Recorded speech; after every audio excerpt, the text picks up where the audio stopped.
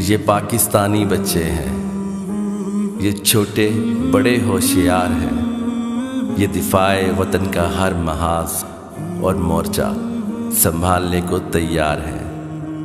یہ ہمارا آج، ہمارے کل کے اجالے ہیں۔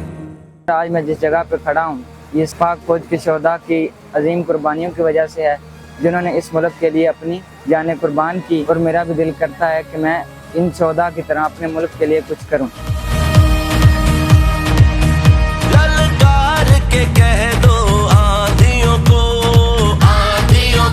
آباد ہے یہ آباد رہے گا، آباد رہے گا۔ للکار کے کہہ دو۔ مجھے فخر ہے کہ ہمارا ملک محفوظ ہاتھوں کے اندر ہے، اور میں بھی پڑھ لکھ کر بڑا ہو کر پاک فوج کا حصہ بننا چاہتا ہوں اور اپنے ملک کے لیے خدمات سر انجام دینا چاہتا ہوں۔ اس طرح کے ایونٹ جو ہے نا، بچوں کے ساتھ آنا، پاک آرمی کے ساتھ ٹائم سپینڈ کرنا، یہ ہمارے لیے بہت اہم ہے، اور اس سے ہمارے بچوں میں اور عوام میں اور ہمارا ان پاک آرمی کے ساتھ تعلق جو ہے نا وہ اور مضبوط ہوتا ہے۔ یہ زندہ باد تھا، یہ زندہ باد ہے، یہ پاکستان زندہ باد رہے گا، یہ زندہ باد تھا۔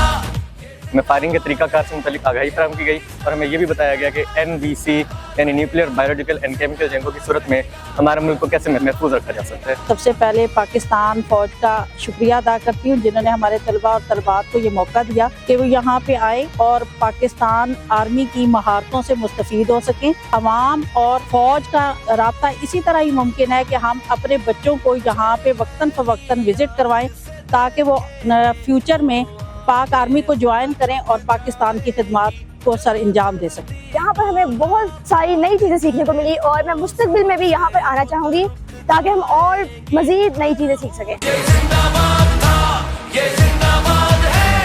ہم نے آج پاک فوج کے ایئر ڈیفنس سسٹم کو دیکھا ہے کہ ہماری پاک فوج کس طرح دشمن کے ایئر کرافٹ کو ٹریک کرتی ہے اور ان پر کیسے اٹیک کرتی ہے۔ ہم نے یہاں پر بہت کچھ سیکھا اور دیگر عسکری مہارتوں کا علم بھی حاصل کیا۔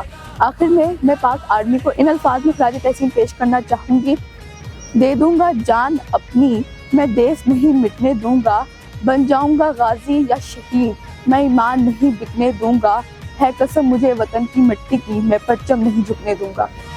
ماں کی دعائیں ساتھ میں ہیں اور قسمت